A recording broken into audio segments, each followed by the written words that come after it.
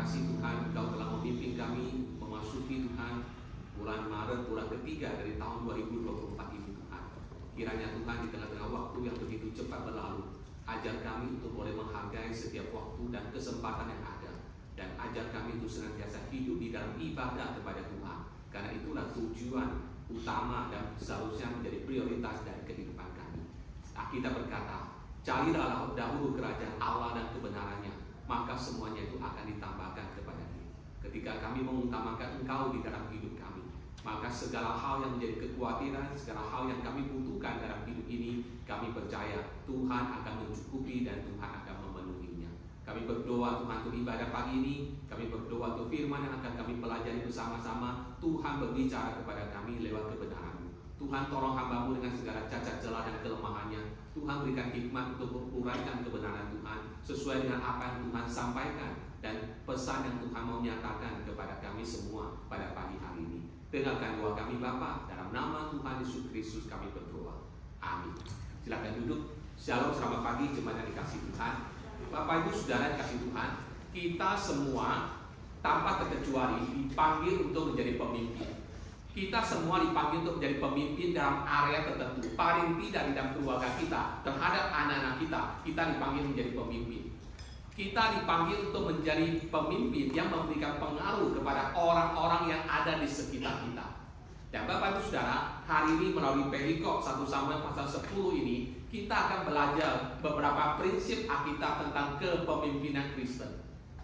Bapak Ibu Saudara, di dalam perikop ini kita menemukan ada beberapa prinsip yang Tuhan nyatakan, ada beberapa hal yang Tuhan mau ada dalam diri seorang pemimpin, yang dikatakan pemimpin yang berkenan di hadapan Tuhan, pemimpin rohani yang berkenan kepada Tuhan.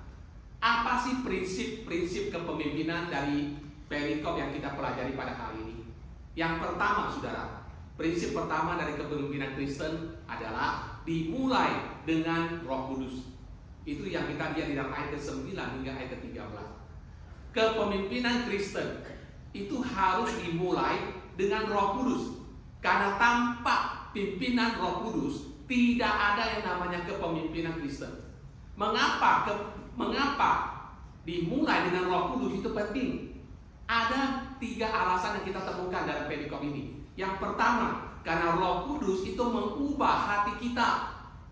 Itu alasan pertama kenapa kita memulai kepemimpinan kita dengan Roh Kudus. Alasan pertama, karena Roh Kudus mengubah hati kita.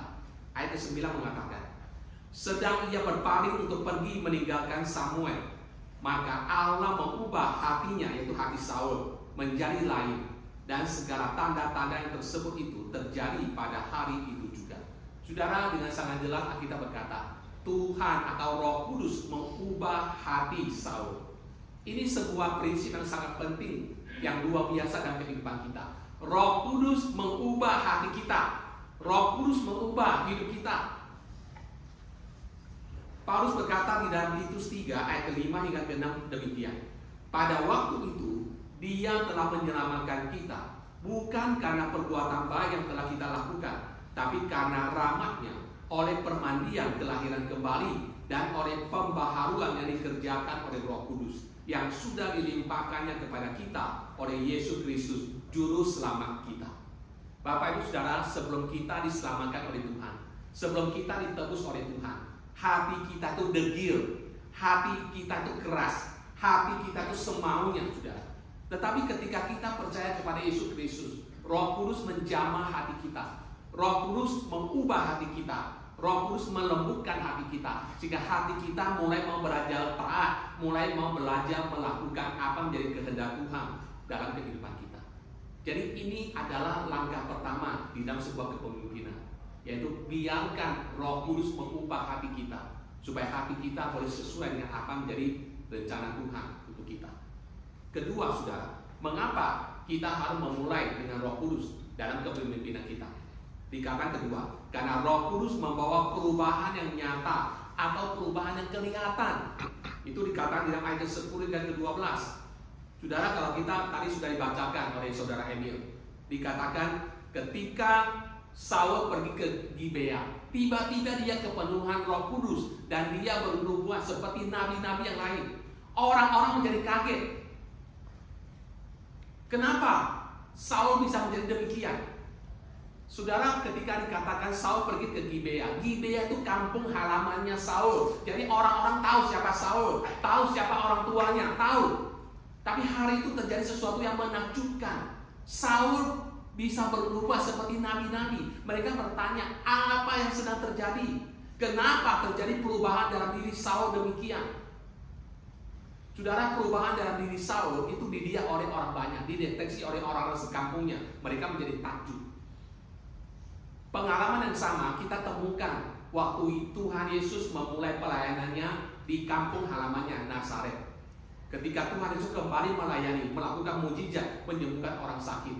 Saudara, kita memberikan kesaksian demikian. Matius 13 ayat 55 dikatakan, banyak orang takjub dan bertanya, bukankah ia ini anak tukang kayu?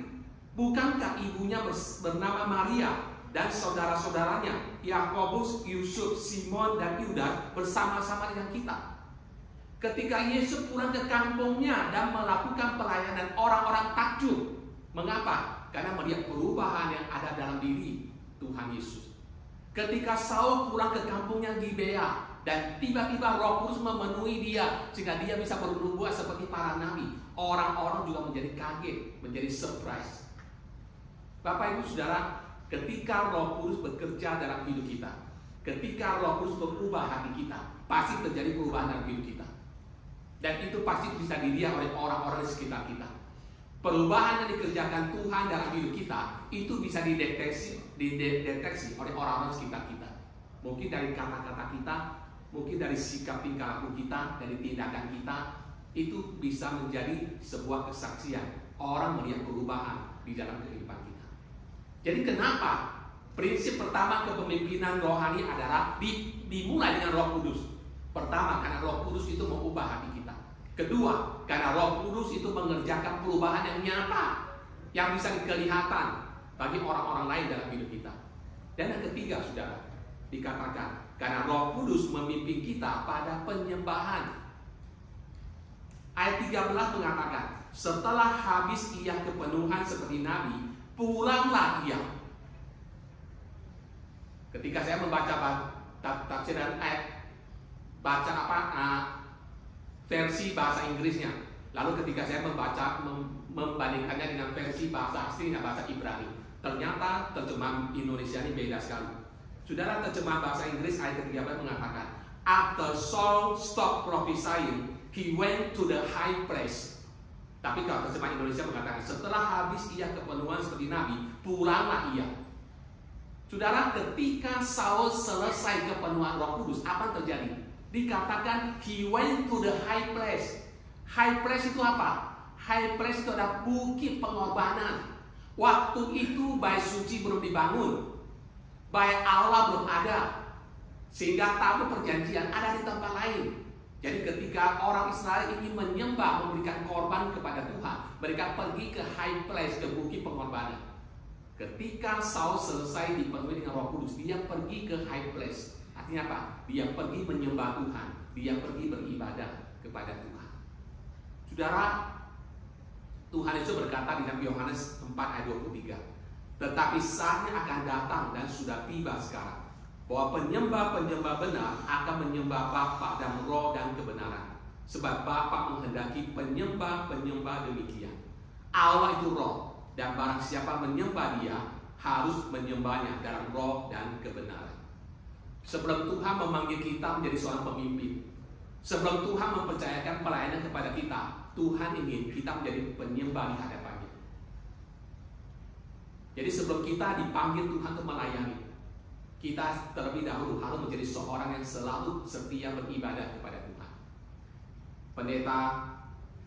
Seorang pendeta bernama Colin Smith mengatakan satu kalimat, intimacy with Christ comes before activity for Christ. Keintiman bersama dengan Tuhan itu harus lebih utama, menjadi prioritas daripada aktivitas untuk Tuhan.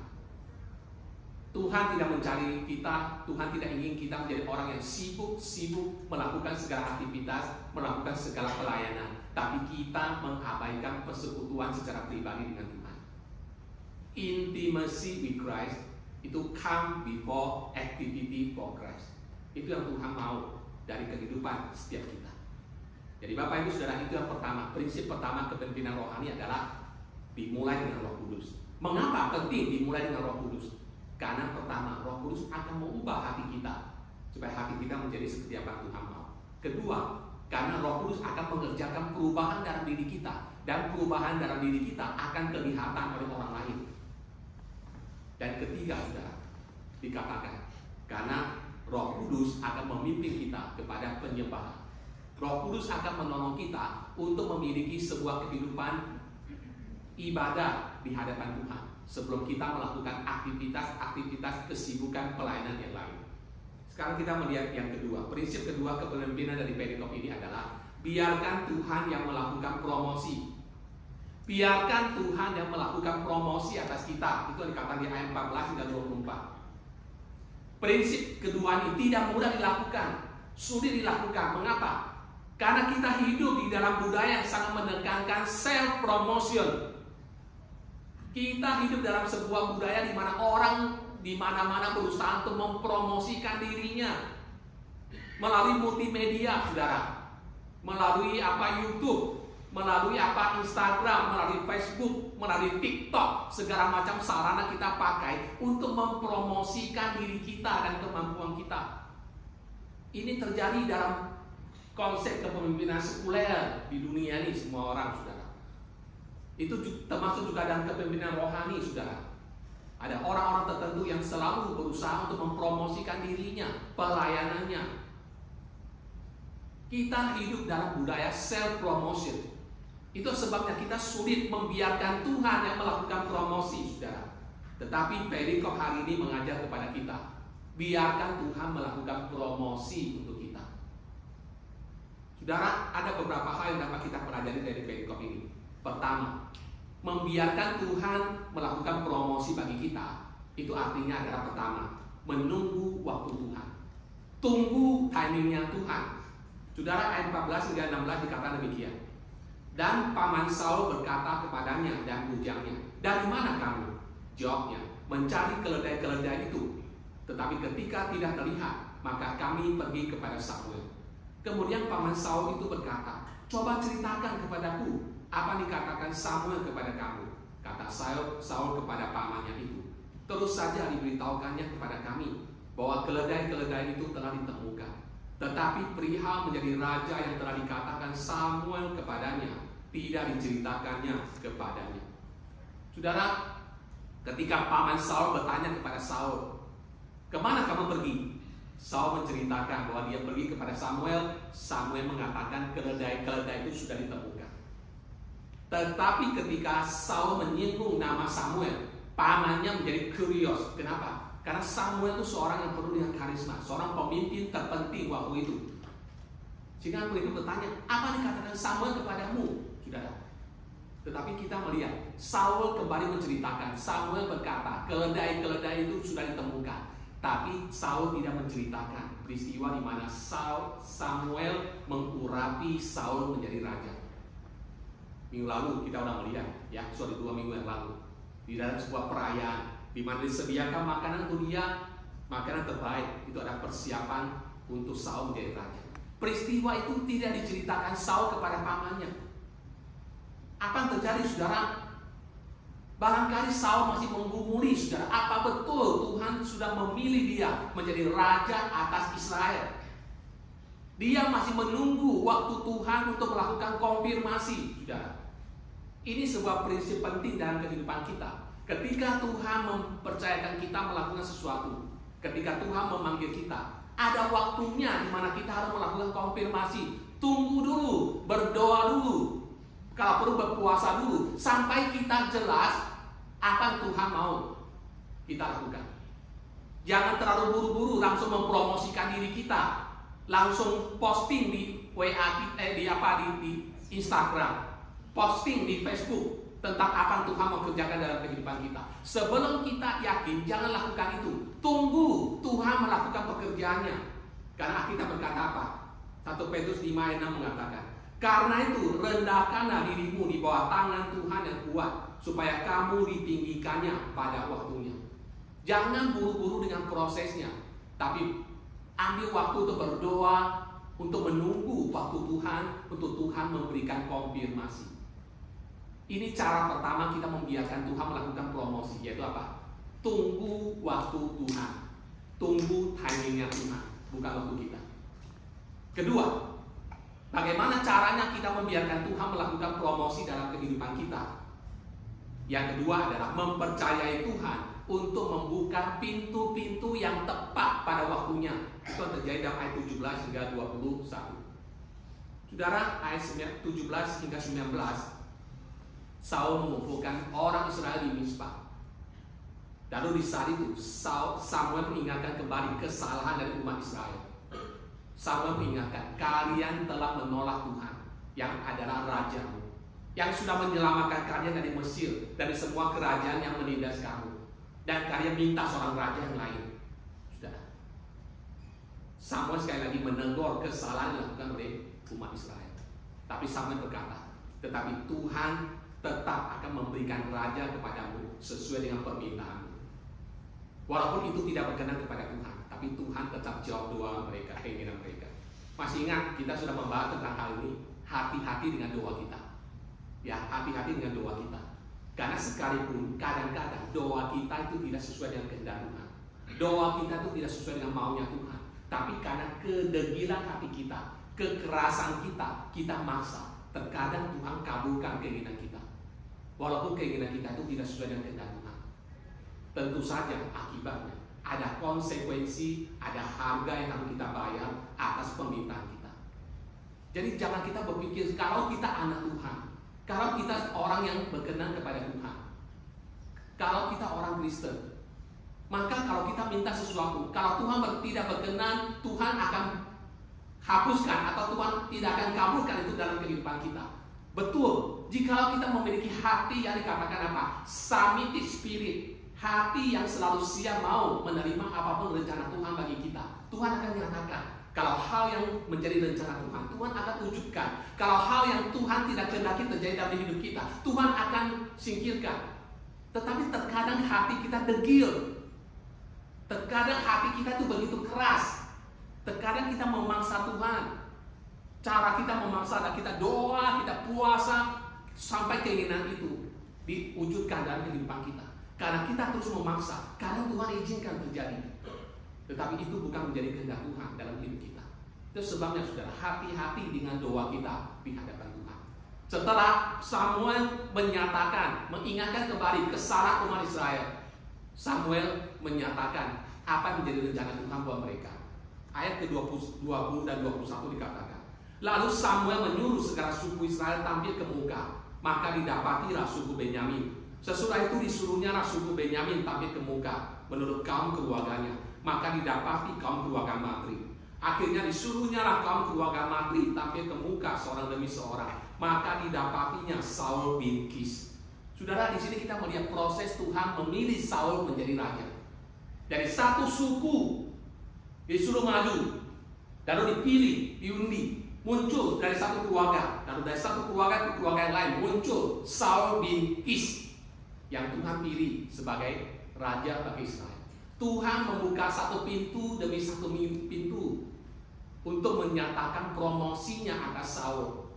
Apa prinsip kepemimpinan? Yaitu biarkan Tuhan melakukan promosinya untuk kita, bukan kita yang jual diri, yang melakukan self promotion, bukan. Pertama, tunggu waktu Tuhan, bergumul terus, berdoa terus supaya semakin jelas apa yang Tuhan mau. Setelah itu, tunggu Tuhan buka pintu, Tuhan bukakan jalan untuk kita. Nah, ini yang kedua, Tuhan buka jalan dari sekian banyak suku, dari sekian banyak keluarga, dari sekian banyak pemuda-pemuda di Israel. Hanya Saul yang dipilih untuk menjadi raja Israel. Ketiga, saudara, apa yang kita lihat di sini? Rendahkanlah dirimu dan biarkan Tuhan yang mengangkat Anda. Ayat 21 hingga 24. Saudara, ketika sudah sampai kepada Saul bin Kis, lalu ketika dicari, ternyata Saul tidak ada. Apa yang terjadi? Kita sudah baca. Dia bersembunyi. Dia bersembunyi, saudara. Mengapa Saul bersembunyi? Barangkali, saudara, Saul merasa gentar dan rendah diri. Dia merasa tidak sanggup untuk menjadi seorang raja bagi bangsa Israel. Dia merasa dia bukan siapa-siapa. Ini bukan sikap arogan, ini bukan sikap sombong, tapi mungkin ini sikap tidak percaya diri, merasa gentar dengan tugas yang ada. Saudara. Ketika Tuhan siap untuk mempromosikan kita, Tuhan akan promosikan kita. Tidak peduli siapa kita. Orang lain tidak mengenal kita. Orang lain tidak tahu kapasitas kita. Orang lain tidak tahu kemampuan kita. Tapi Tuhan tahu. Ketika Tuhan mau melakukan promosi, Tuhan akan mempromosikan kita pada waktunya. Tidak perlu melakukan self promotion. Tidak perlu menjual diri kita kemana-mana, saudara. Ketika Tuhan mau mempromosikan kita, dimanapun kita berada, apapun kondisi kita, Tuhan akan membukakan pintu bagi kita. Jikalau kita merendahkan diri di hadapan Tuhan, Tuhan akan meninggikan kita pada waktunya, menurut jalannya, menurut rencananya. Ini prinsip kedua kepemimpinan yang kita pelajari dari perikop ini. Apa prinsip kepemimpinan dari perikop ini untuk kita hari ini? Pertama, dimulai dengan Roh Kudus. Karena Roh Kudus akan mengubah hati kita, Roh Kudus akan menyatakan perubahan dalam hidup kita bisa dilihat orang-orang lain. Karena Roh Kudus akan memimpin kita untuk memiliki prioritas hidup dalam ibadah kepada Tuhan. Dan kedua, biarkan Tuhan melakukan promosinya untuk kita. Biarkan Tuhan melakukan promosi. Ketika kita membiarkan Tuhan melakukan promosi, berarti kita mengambil waktu untuk mengumuli waktunya Tuhan sampai Tuhan menyatakan apa yang terbaik, sampai Tuhan buka pintu, sampai Tuhan meninggikan kita sesuai dengan waktunya. Terakhir sekarang, prinsip ketiga kepemimpinan pada hari ini yang kita pelajari dari perikop ini adalah Tuhan adalah satu-satunya yang utama yang kita layani. Ayat 25 hingga 27. Bapak Ibu Saudara, ingat bahwa siapapun yang kita layani, berapa banyak yang kita layani, apakah banyak atau sedikit, ingatlah bahwa yang kita layani sesungguhnya itu adalah Tuhan, bukan sekedar manusia saja. Bagaimana kita bisa melayani Tuhan dan bagaimana kita bisa mengutamakan Tuhan di dalam pelayanan kita? Di ayat 25 dikatakan, pertama, hormati Tuhan dan hormati firman-Nya. Saya bacakan ayat 25. Kemudian Samuel menguraikan kepada bangsa itu tentang hak-hak kerajaan, menuliskannya pada suatu piagam dan meletakkannya di hadapan Tuhan. Sesudah itu Samuel menyuruh seluruh bangsa itu pulang masing-masing ke rumahnya. Saudara, ada 3 hal dilakukan oleh Samuel di sini.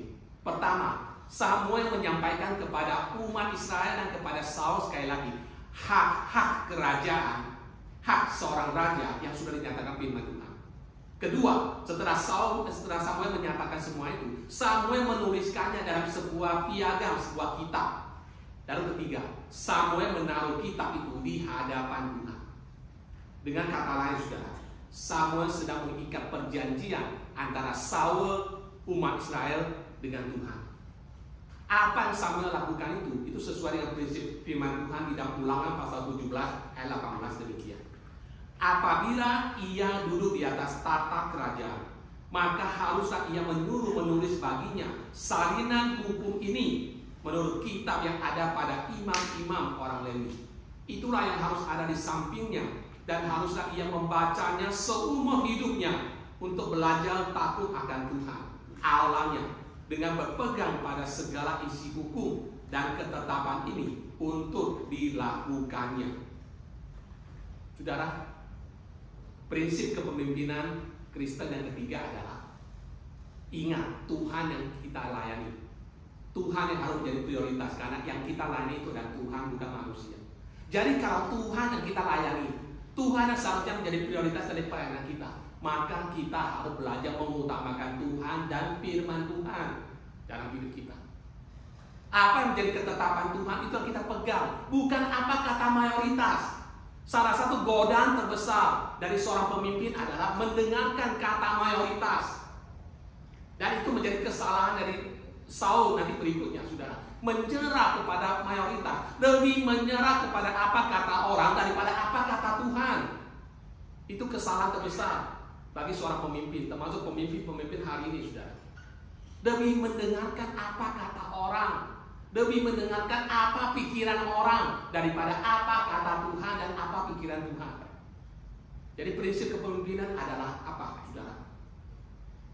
Taati, saudara. Prioritaskan, hormati Tuhan, dan hormati firman-Nya, kata-katanya dalam hidup kita sebagai seorang pemimpin. Siapapun, tidak peduli banyak atau sedikit yang Tuhan percayakan kepada kita untuk kita pimpin.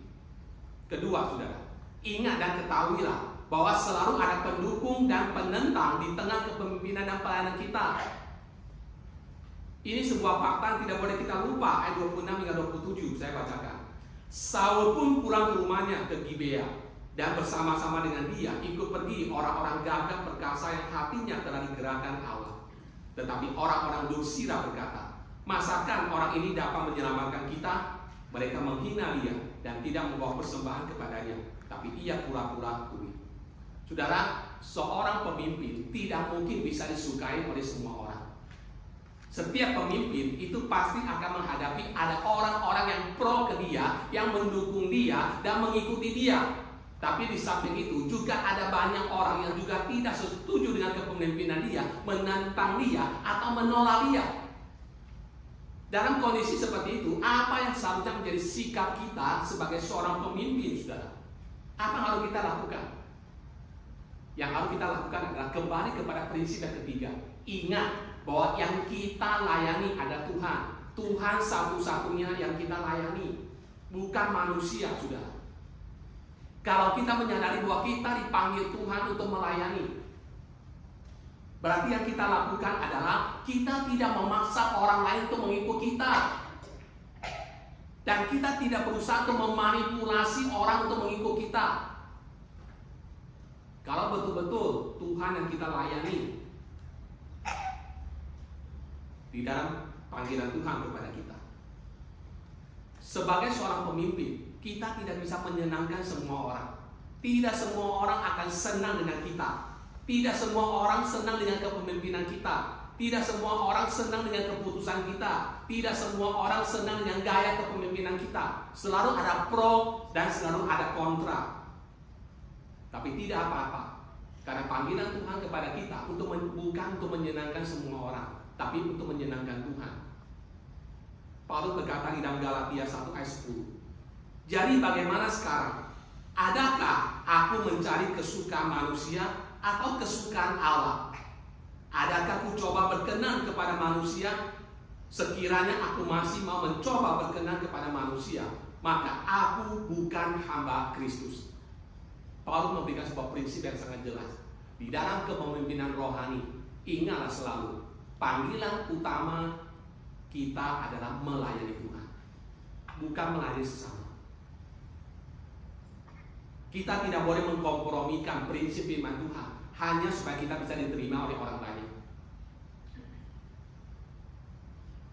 Karena itu prinsip yang Tuhan katakan. Apakah aku mau berkenan kepada Tuhan atau berkenan kepada manusia? Apakah aku mencari kesukaan manusia ataukah kesukaan Tuhan? Saudara, ada sebuah ungkapan mengatakan, if you want to make everyone happy, don't be a leader, go sell ice cream. Kalau kita mau menyenangkan semua orang, jangan jadi pemimpin, saudara. Jualan aja es krim, saudara, karena semua orang suka es krim. Ya, usani ya. Ya. Bapak Ibu yang dikasih oleh Tuhan, Saul adalah raja pertama Israel. Tetapi jangan lupa, Saul itu adalah bayangan tentang raja yang sejati, yaitu Yesus Kristus yang akan datang. Dan Alkitab mengatakan Yesus Kristus adalah raja di atas segala raja, Tuhan di atas segala tuan. Sama seperti Saul, ketika Yesus akan memulai pelayanannya, ia juga diurapi oleh Roh Kudus, dan ia juga dipenuhi dengan Roh Kudus dan diberikan tugas yang khusus oleh Allah.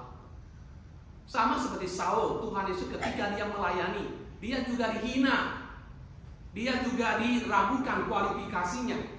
Namun Tuhan Yesus membuktikan otoritasnya melalui pelayanannya, melalui kematiannya, dan melalui kebangkitannya untuk keselamatan kita semua. Sekalipun sampai hari ini banyak orang meragukan, apa betul Yesus itu juru selamat? Apa betul Yesus bisa menyelamatkan kita dari dosa? Tapi Tuhan Yesus telah membuktikan otoritasnya, saudara. Sekali lagi melalui kematiannya dan kebangkitannya dari antara orang mati. menyediakan sebuah keselamatan yang sempurna untuk kita. Tuhan Yesus itu adalah teladan kepemimpinan rohani yang sejati untuk kita. Jadi Bapak Ibu Saudara, apa yang kita pelajari dari firman Tuhan hari ini? Dari perikop ini kita pelajari 3 prinsip kepemimpinan. Sebetulnya Alkitab punya banyak sekali prinsip kepemimpinan, tapi perikop ini mengajar kita 3 hal. Pertama, mulailah dengan Roh Kudus. Karena Roh Kudus mengubah hati kita, karena Roh Kudus mengubah hidup kita, karena Roh Kudus memimpin kita untuk menyembah Tuhan. Kedua, biarkan Tuhan melakukan promosi untuk kita. Kita tidak perlu melakukan self promotion. Kita tidak perlu melakukan promosi diri, jual diri, bahkan mengadakan segala cara demi untuk mendapatkan posisi dan sebagainya. Tidak. Biarkan Tuhan akan menyatakan itu pada waktunya. Biarkan Tuhan membukakan pintu-pintu bagi kita. Rendahkan dirimu di hadapan Tuhan. Tuhan akan tinggikan kita pada waktunya. Kalau berwaktunya, jangan coba-coba, jangan paksa-paksa. Tunggu sampai Tuhan mengangkat kita pada waktunya. Dan ketiga, di dalam pelayanan jangan lupa panggilan prioritas utama kita adalah melayani Tuhan, bukan sesama.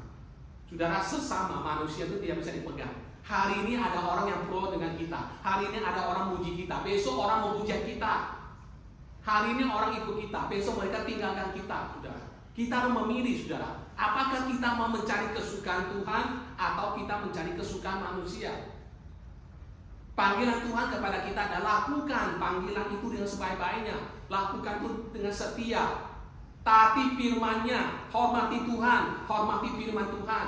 Jangan gadaikan prinsip firman Tuhan hanya untuk mendapatkan simpati dari orang lain. Jangan.